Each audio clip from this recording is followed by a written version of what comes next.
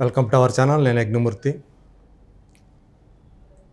రీసెంట్గా త్రిష వార్తల్లో వ్యక్తిగా మారారు. ఆమె గురించి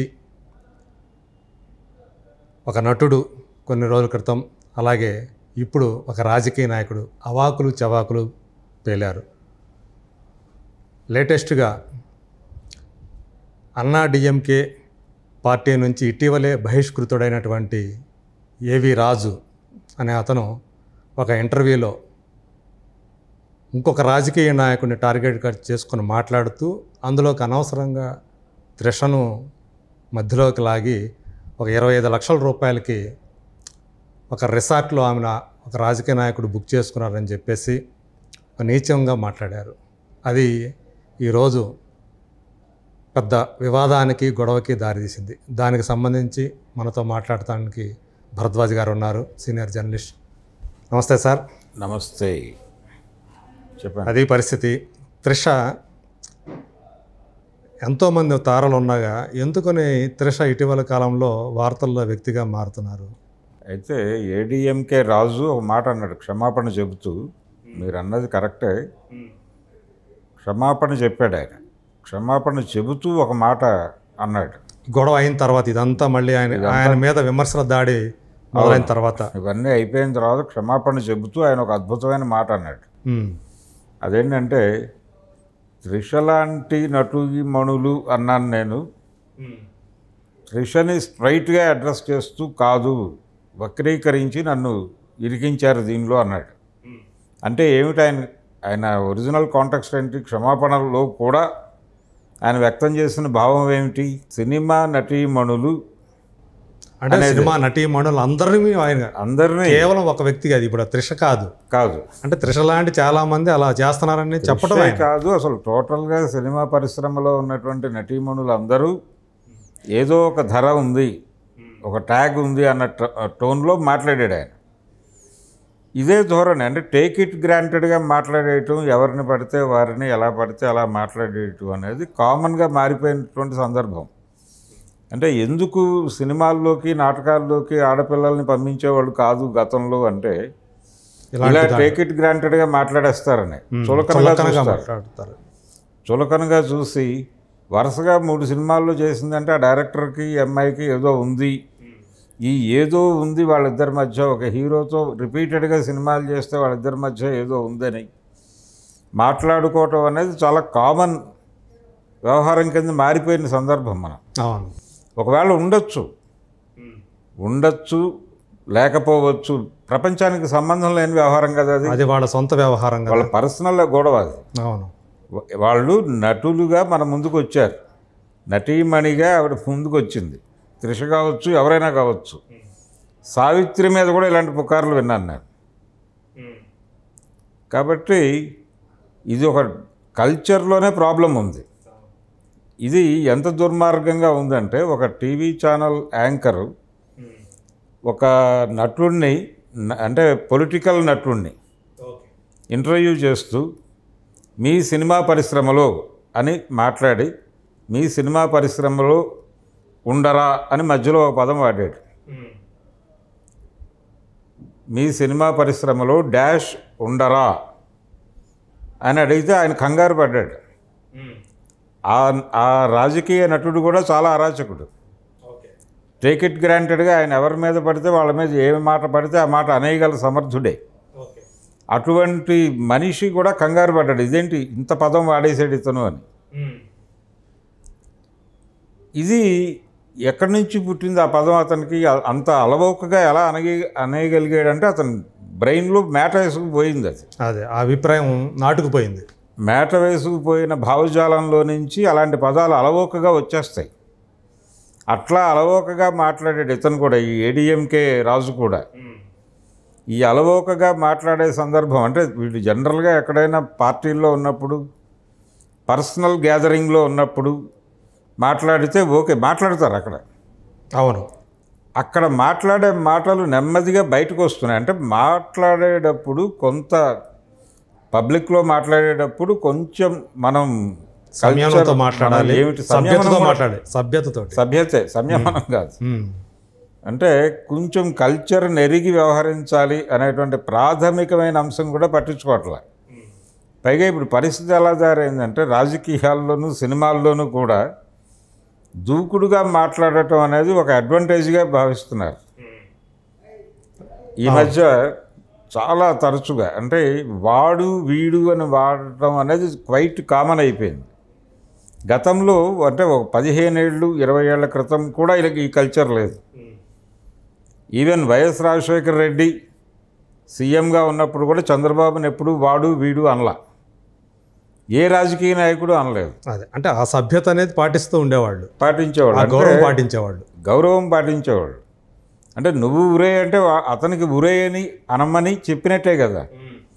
నువ్వు అవతల వాళ్ళ తలుపు తోసుకుంటూ వెళ్ళావంటే నీ తలుపు తోయటానికి వాడికి రైట్ ఇచ్చినట్టే. అవును. దీన్ని గుర్తించకపోతే ఎలాగా? సినిమా నటీమణులు ఫస్ట్ టైం ఆయన అన్నది యాక్చువల్గా త్రిషను టార్గెట్ చేసే అన్నాడు. అవును, ఆమెనే టార్గెట్ చేశాను. అవును, చేసి అన్న తర్వాత దాని మీద విమర్శలు మొదలైన తర్వాత అతను క్షమాపణ చెప్పుకోవాలి అనుకున్నాడు. అది కూడా ఎవరో చెప్పారు అతనికి, సారీ చెప్పేయని. సారీ చెప్పేయమనగానే వెంటనే కూర్చుని లేదు నేను త్రిషని మాత్రమే కాదు అన్న టోన్లో మాట్లాడాడు. నేను త్రిషను అనలేదు, త్రిష లాంటి అని నేను స్పెసిఫిక్గా ఆమెని మెన్షన్ చేయలేదు అన్నట్టు, మెన్షన్ చేయలేదు అని టోటల్ ఇండస్ట్రీలోనే ఈ కల్చర్ ఉంది అన్నట్టు మాట్లాడాడు. అది ఇంకా దారుణం కదా. మొత్తానికి చుట్టాడే. ఇది ప్రమాదకరమైనటువంటి ధోరణి. ఇది మేట వేసుకుని పోయినటువంటి, ఇప్పుడు నిన్నో మొన్నో ఒక మాట విన్నాం మనం. ఏది మరాఠీ నటి మన లెజెండ్లో బాలకృష్ణ గారితో పాటు నటించినటువంటి అవును తను ఒక రాధికా ఆప్టే ఒక మాట ఉంది. అదేంటంటే తెలుగు సినిమా రంగంలో కొంచెం పురుషాధిక్యత ఎక్కువ, వాళ్ళ కథల్లో కూడా అది ఎక్కువ డామినేట్ చేస్తుంది. అందువలన ఆ సినిమాలో నటించేటప్పుడు కొంచెం స్పెషల్ ప్రికాషన్స్ తీసుకోవాల్సి ఉంటుంది. ఈ పద్ధతిలో ఏదో మాట్లాడింది ఆవిడ. ఈ పురుషాధిక్యత సినిమాల్లో ఉంది అని ఆవిడ మాట్లాడిన మాటలు ఇప్పుడు ఇలాంటి వ్యవహారాలు చూసినప్పుడు చాలా స్పష్టం అనేది క్లియర్గా అర్థమవుతుంది. ఎందుకు హీరోల గురించి ఎందుకు మాట్లాడరు అట్లా? హీరోల గురించి ఇప్పుడు ఆడవాళ్ళని విలువలు నిలబెట్టడానికి వాళ్ళని ఒక సింబల్గా మార్చేసి ఈ సింబల్ని కలుషితం చేస్తే, అంటే మనం తిట్టేటప్పుడు కూడా అవతల వాళ్ళ మదర్ గురించో వైఫ్ గురించో మాట్లాడేస్తే తిట్టినట్టుగా తృప్తి కలుగుతుంది వాళ్ళకి. వాడిని హర్ట్ చేసామనేటువంటి సాటిస్ఫాక్షన్ దొరుకుతుంది. ఈ పద్ధతిలో మీరు వెళ్ళిపోయి అవతల వాళ్ళ శీలాల గురించి మాట్లాడేస్తే అలాగే. అవతల వాళ్ళ శీలం గురించి మాట్లాడేటప్పుడు నీ శీలం ఏమిటి అనేది కూడా చర్చకు వస్తుంది కదా మార్కెట్లో. అంతే కదా. అవును. అది మాత్రమే కాకుండా అసలు శీలము ఈ వ్యవహారం కాదండి. ఈ ఎఫ్ఐఆర్ అనేది లేకపోతే ఇద్దరు కలిసి ఉండటం అనేది ఇష్టపూర్వకంగా ఉంటే తప్పు కాదు అని సుప్రీంకోర్టు స్పష్టంగా అవును క్లియర్గా. అంటే ఇద్దరు ఇండివిజువల్స్ వాళ్ళిద్దరికీ విడివిడిగా వివాహాలు అయి ఉండొచ్చు, కానీ వాళ్ళిద్దరూ ఇష్టపూర్వకంగా గనక ఒక గదిలో ఉంటే దాన్ని తప్పు అని చెప్పడానికి ఎవరికీ హక్కు లేదు అని చెప్పింది. అసలు ప్రపంచానికి సంబంధం లేని వ్యవహారం కదా. ఇప్పుడు వాళ్ళిద్దరూ ఒకవేళ ఆవిడ ఎవరికైనా సరే సినిమా ఇండస్ట్రీలో ఆ కల్చర్ ఉంటే వాళ్ళని అలా లాక్కెడుతున్నటువంటి వాళ్ళని తిట్టాలి తప్ప వాళ్ళని ఎట్లా తిడతారు వీళ్ళు? దాన్ని ప్రమోట్ చేస్తున్నవాడు ఎవడు? ఎక్కడి నుంచి వస్తుంది అది ఆ భావజాలం? దాన్ని కదా క్వశ్చన్ చేయాల్సింది. నువ్వు ఒక బాధ్యత కలిగిన పొలిటీషియన్ అయి ఉండి అది మానేసి నువ్వు నోటుకొచ్చినట్లల్లా ఎవరిని పడితే వాళ్ళని ఎలా పడితే అలా బ్లేమ్ చేసేసి వాళ్ళ పర్సనల్ ఏరియాల్లోకి వెళ్ళిపోయి నటులుగా వాళ్ళ నటన గురించి మాత్రమే మాట్లాడే హక్కు నీకుంది. మిగిలిన విషయాల గురించి మాట్లాడే రైట్ లేదు, ఎవరికీ లేదు. అది ఒక క్యారెక్టర్ అసాసినేషన్ కింద వస్తుంది కదా. నిస్సందేహంగా అది క్యారెక్టర్ అసాసినేషనే. అవును. అసలు మాట్లాడాల్సిన అవసరం ఏముంది? ఎవరికైనా దేనికి సంబంధించి అయినా వాళ్ళతో వెళ్తోంది వీళ్ళతో వెళ్తోంది అని ఎందుకు ఎలా మాట్లాడతారు వీళ్ళు? పబ్లిక్ ఎలా మాట్లాడతారు మీరు? పబ్లిక్గా కాదు, అసలు ఎక్కడ మాట్లాడటానికి ఎవరికి పర్సనల్ స్పేస్లోకి వెళ్ళి గేమ్స్ ఆడే హక్కు ఎవరికీ లేదు ఈ ప్రపంచంలో. అవును. ఎవరి గురించి అయినా సరే. ఇప్పుడు కొన్ని ఎల్లో మ్యాగజైన్స్ ఉండేవి గతంలో, వాళ్ళు కొంతమంది గురించి రాసేవాళ్ళు. అదే వీళ్ళకి వాళ్ళకి ఎఫ్ఐఆర్ ఉంది అనే పద్ధతిలో రాసేవాళ్ళు. అది చదివేవాళ్ళు, అది చదివటానికి అలవాటు పడిన వాళ్ళు కొంతమంది ఉండేవాళ్ళు. అంటే ఇలాంటి మాటలు వినే సర్కిల్ ఒకటి ఉంటుంది. వాళ్ళని అడ్రస్ చేస్తూ ఇలాంటి మాటలు ప్రచారంలో పెడతారు. ఇప్పుడు ఎందుకు అది అంత వైరల్ అయింది అతను ఆ మాట అనగానే? అవును, అది వినటానికి ఉత్సాహపడే వాళ్ళ సంఖ్య అపరిమితంగా ఉంది సమాజంలో అనడానికి నిదర్శనం ఆ వైరల్ అవటం అనేది. పైగా ఏంటంటే త్రిష 3 నెలల క్రితమే మన్సూర్ అలీ ఖాన్ మనం చూసాం. అవును, నవంబర్లో అతను లియో సినిమా గురించి మాట్లాడుతూ, సినిమా అందులో నాకు అవకాశం వస్తుంది అనుకున్నాను, ఆమెని రేప్ చేసే అవకాశం వస్తుంది అనుకున్నాను, నాకు ఇవ్వలేదు లోకేష్ కనకరాజు అని చెప్పేసి అట్లా మాట్లాడటం. అవును, అంటే ఇట్లా స్త్రీల పట్ల వాళ్ళు మాట్లాడే రిపీటెడ్గా త్రిష అయ్యేసరికి ఇది కొంచెం రకరకాలుగా ఫోకస్లోకి వచ్చింది. ఆ రోజున ఎలాగైతే త్రిష వైపు నటీనటులు అందరూ నిలబడ్డారో మళ్ళీ ఇప్పుడు కూడా నిలబడ్డారు, సీరియస్గా ఫైట్ చేస్తున్నారు. విశాల్ లాంటి వాడు కొంచెం ఒక అడుగు ముందుకు వేసి దీని మీద బహిరంగ కార్యక్రమాలు కూడా చేపట్టాల్సిన అవసరం ఉంది అని మాట్లాడేదాకా వెళ్ళాడు. ఇదంతా జరుగుతోంది, కానీ వీళ్ళందరూ కలిసి ఇంకెవరినో అదే మాట అనరు అని గ్యారంటీ లేదు. కానీ దీన్ని అడ్డుకట్ట వేయటానికి ఏదైనా మార్గాలు ఉన్నాయి అసలు? కల్చరల్గా ఓ డిబేట్ జరగాల్సిన అవసరం ఉందండి. అంటే వ్యక్తుల వాళ్ళ ప్రైవసీలోకి, వాళ్ళ ప్రైవేట్ లైఫ్లోకి వెళ్ళి కామెంట్ చేసే హక్కు ఎవరికీ లేదు. అది ఏదైనా కానీ, ఇప్పుడు విడాకులు తీసుకోబోతున్నారు అని మాట్లాడే హక్కు ఎవరికీ లేదు ఎక్కడా కూడా. అంటే వాళ్ళ వ్యక్తిగత వాళ్ళు ఏమైనా చేసుకుంటారు, వాళ్ళు ఏ ప్రొఫెషన్లో ఉన్నారో ఆ ప్రొఫెషన్కి సంబంధించి వాళ్ళు ఏదైనా ఇబ్బంది పెడితే అక్కడ వరకే మీరు మాట్లాడాలి. వ్యక్తిగత వార్తగా ఇవ్వచ్చు మీరు దాన్ని ఒక వార్త కన్ఫర్మ్ అయితే మీరు వార్త ఇవ్వండి. అదే అలా కాకుండా ఎలా తయారైందంటే, ఇప్పుడు ఒక వైఫ్ అండ్ హస్బెండ్ ఇద్దరు సెలబ్రిటీస్ అనుకోండి, వాళ్ళిద్దరికి సోషల్ మీడియాలో రకరకాల ప్లాట్ఫామ్స్ మీద అకౌంట్స్ ఉంటాయి. ఏదో ఒక అకౌంట్లో వాళ్ళు ఇద్దరూ కలిసి ఉన్నటువంటి ప్రొఫైల్ పిక్ తీసేసి సింగిల్ ప్రొఫైల్ పిక్ పెట్టారు అనుకోండి, దాని ఆధారంగా వాళ్ళిద్దరూ విడిపోయి సంవత్సరాలు అయిపోయింది, అతను ఆ అమ్మాయితో తిరుగుతున్నాడు, ఈవిడ ఇంకోటితో తిరుగుతుందని కథలు రాసే రైట్ ఎవరికి ఇవ్వలేదు కదా వాళ్ళు. ఇది ప్రమాదం. ఇది ఆల్రెడీ ఉంది, మొదటి నుంచి ఉంది, ఈ రోజున కొత్తగా వచ్చింది కాదు. ఫ్రమ్ ది బిగినింగ్ రకరకాల వ్యక్తులు రకరకాలుగా దీని వలన హర్ట్ అయ్యారు, సఫర్ అయ్యారు. ఇది జరిగేది. వాళ్ళ వ్యక్తిగత జీవితాలు దీనివల్ల ఇబ్బందులు పడ్డ దృష్టాంతాలు ఉన్నాయి. ఇవన్నీ జరుగుతున్నప్పటికీ అంటే రాజకీయ నాయకులు కొంచెం సంయమనం పాటించేవాళ్ళు, కొంచెం పద్ధతిగా మాట్లాడే ప్రయత్నం చేసేవాళ్ళు. ఇప్పుడు అక్కడ కూడా అంటే ఇందాక మనం మాట్లాడుకున్నటువంటి మాటలు కూడా ఎక్కడో ఒక ఎల్లో జర్నలిజం అని అన్నాం మనం. కొన్ని మ్యాగజైన్స్ పరిమితంగా ఇలాంటి వార్తలు రాసేవి. అవును, అవి వాటికి పరిమితం అయ్యేవి. వాటి కోసమే వాటిని చూసేవాడు జనం కూడా. ఆ టేస్ట్ ఉన్నవాళ్ళు అది కొనుక్కుని ఈ వారం ఎవరి గురించి రాశాడు గాసిప్ అనే చెప్పేవాళ్ళు. అదొక కల్చర్. అయితే ఇప్పుడు ఇక్కడ కూడా వ్యాపించేసింది అది పాలిటిక్స్లో. ఇప్పుడు ఏమైపోయింది, మెయిన్ స్ట్రీమ్లోకి అది వచ్చేసింది. అది ఎంతమంది మీరు అన్నట్టు మెయిన్ స్ట్రీమ్ వేరే ఉండేది, main stream journalism, yellow journalism సపరేట్గా ఉండేవి. ఇప్పుడు అసలు కలిసిపోయినాయి మొత్తం.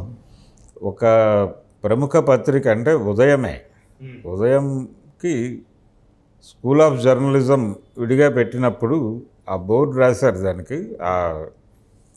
దానికోసం కేటాయించిన కార్యాలయానికి బయట బోర్డు పెట్టారు, స్కూల్ ఆఫ్ జర్నలిజం అని, ఉదయం స్కూల్ ఆఫ్ జర్నలిజం అని.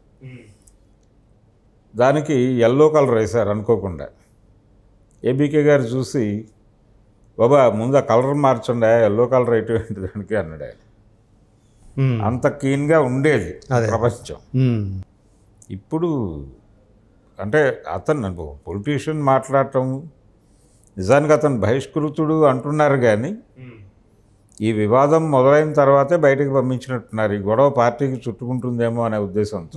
కొన్ని చోట్లేమో 17వ తేదీనే అతన్ని అంటే పార్టీ వ్యతిరేక కార్యక్రమాలు పాల్పడుతున్న ఉద్దేశంతో అతన్ని ఆరోపణల మీద అతన్ని తీసేశారు. వ్యతిరేక కాదు, అసలు ప్రజా వ్యతిరేకి అతను. ప్రజా వ్యతిరేకి. ఎప్పుడైతే వ్యక్తుల పర్సనల్ జీవితాల్లో పర్సనల్ స్పేస్లోకి వచ్చి మాట్లాడుతున్నాడో అప్పుడు ఖచ్చితంగా అతనిలో ఒక రకమైనటువంటి బుల్డోజింగ్ స్వభావం ఉంది అనేది అర్థమవుతుంది. అలాంటి వాళ్ళు ప్రజా జీవితానికి అసలు పనికిరారు. అందుకని బ్యాన్ చేయాలండి. అట్లాగే చట్టపరంగా వీళ్ళ మీద ఏమైనా చర్యలు తీసుకొని కఠిన చర్యలు తీసుకోవడం అవకాశం ఉంటుంది. డెఫినెట్గా ఉంది. చట్ట ప్రకారం వాళ్ళు కోర్టుకి అప్రోచ్ అవ్వచ్చు, ఆవిడ అప్రోచ్ అవ్వచ్చు. అంటే కేవలం డిఫేమేషన్ మాత్రమే కాదు, డిఫేమేషన్తో పాటు క్రిమినల్ చర్యలు కూడా తీసుకోవడానికి చట్టంలో అవకాశం ఉంది. అది సీరియస్గా ఇంప్లిమెంట్ చేయాలి. దానికి మద్దతుగా నిలబడాలి అందరూ. అక్కడ ప్రైవేట్ కేసులు కూడా వేయచ్చు. ఇప్పుడు ఎవరైతే ఖండిస్తున్నారో వీళ్ళందరూ కూడా వీళ్ళందరూ ఇంప్లీడ్ అయిపోతే దానిలో ఒక మెయిన్ కేసు వేసి అప్పుడు దానికి బలం పెరుగుతుంది. అతను తీసుకొచ్చి లోపల కూర్చోబెడతారు. ఫర్దర్గా కూడా ఇట్లా మాట్లాడడానికి సభ్యత లేకుండా మాట్లాడే వాళ్ళకి కొంచెం ఒక ఇది కూడా చెప్పినట్టు ఉంటుంది. అంటే ఈ రకమైన కల్చరు సమాజంలో ఉంది. మహిళల పట్ల వివక్ష ఉంది. లేదు అని ఎవరైనా మాట్లాడితే ఇవే ఉదాహరణలు. ఇలాంటివి బయట సమాజంలోనూ ఉంది, సినిమా రంగంలో అంతకంటే ఎక్కువే ఉంది. సినిమా రంగంలో మేల్ డామినేషన్ అనేది చాలా ఎక్కువ. హీరో వర్షిప్ అన్ని రంగాల్లో ఉంది అండి. అన్ని రంగాల్లో ఉన్నట్టే సినిమా రంగంలో కూడా ఉంది. సినిమా రంగంలో హీరో వర్షిప్ ఉంది బలంగా. అవును, హీరో ఓరియంటెడ్ సినిమాలే తప్ప మన కమర్షియల్ సినిమాలన్నీ హీరోయిన్ ఓరియంటెడ్ సినిమాలు ఎప్పుడో వస్తాయి. కానీ అందులో కూడా ఫైనల్గా వాళ్ళు చెప్పే జడ్జిమెంటు అది పురుషానుకూల జడ్జిమెంటే అవుతుంది. ఇలాంటి మహిళా చిత్రాలు కూడా అనేకం చూస్తున్నాం మనం. అంతిమంగా ఎక్కడో చోట తీసుకెళ్ళి అక్కడ మళ్ళీ ఒక పురుషుడి కాళ్ళ దగ్గర కూర్చోబెట్టడమే జరుగుతుంది. ఏ పెళ్లిలోనో లేకపోతే మరొక చోటో ఎక్కడో చోట దానికి సంబంధించినటువంటి ఛాయలు కనిపిస్తాయి. సరెండర్ చేస్తారు క్యారెక్టర్ని. ఆ సరెండర్ దాసనారాయణరావు గారు తీసినా అలాగే తీశారు, క్రాంతి కుమార్ తీసినా అలాగే తీశాడు. స్వాతి లాంటి సినిమా ఆయన చేసినప్పటికీ చివరిలో మళ్ళీ తీసుకెళ్ళి అక్కడే సాంప్రదాయంలోనే కూర్చోబెడతాడు. సాంప్రదాయము ఆ హద్దులు దాటి ముందుకు వెళ్ళినటువంటి డైరెక్టర్లు చాలా తక్కువ. ఈవెన్ బాలచందర్ కూడా వెళ్ళలేదు. బాలచందరు, భారతీరాజు వీళ్ళందరూ ఆ ప్రయత్నం చేసినప్పటికీ ఆ బార్డర్లో ఆగిన వాళ్ళే అందరూ. అందుకని సినిమా పరిశ్రమలో మెయిల్ డామినేషను, ఆ రకమైనటువంటి ఆలోచనలు ఇవన్నీ ఉన్నాయి. రాజకీయ రంగంలోనూ ఉన్నాయి, ఎక్కడైనా ఉంటాయి అనటానికి ఇలాంటి కామెంట్స్ అప్పుడప్పుడు మనకు గుర్తు చేస్తూ ఉంటాయి. కాబట్టి వీటి మీద గట్టిగా ఫైట్ చేయాల్సినటువంటి అవసరం ఉంది. సమాజం మీద కూడా ఉంది. సమాజం బాధ్యత అది. సమాజంలో ఉండబట్టే వీటన్నిటిలోనూ రిఫ్లెక్ట్ అవుతోంది. అందుకని ఇదేదో సినిమా వాళ్ళకు సంబంధించిన వ్యవహారం మాత్రమే కాదు. సమాజంలో మార్పు కోరుకుంటున్నటువంటి ప్రతి ఒక్క ఆర్గనైజేషను ఇప్పుడు త్రిష మీద అతను చేసినటువంటి కామెంట్స్ని పట్టించుకొని సీరియస్గా రోడ్డు మీదకి వచ్చి నిరసన తెలియజేయాలి. అతను శిక్ష పడేదాకా దాన్ని ఫాలో అప్ చేయాలి. ఏదో ఒక రోజు మూమెంట్ లాగా అని కాకుండా అంతిమంగా అతన్ని ఏం చేస్తారు అనేదాకా తీసుకెళ్ళగలిగితే ఒక ప్రయోజనం కలుగుతుంది, ఒక ఇండికేషన్ వెళుతుంది బలంగా. ఈరోజు త్రిష బాధితురాలయ్యారు, రేపు ఇంకొకటి బాధితులు కావచ్చు. దీన్ని ఇలాగే వదిలేస్తే అంటే ఇది కేవలం సినిమా వాళ్ళకి సంబంధించిన వ్యవహారం మాత్రమే కాదు, సమాజానికి సంబంధించిన వ్యవహారం. సమాజంలో అన్ని రంగాల్లో పనిచేస్తున్న ప్రజా సంఘాలు పట్టించుకొని పనిచేయాల్సినటువంటి అంశం ఇది.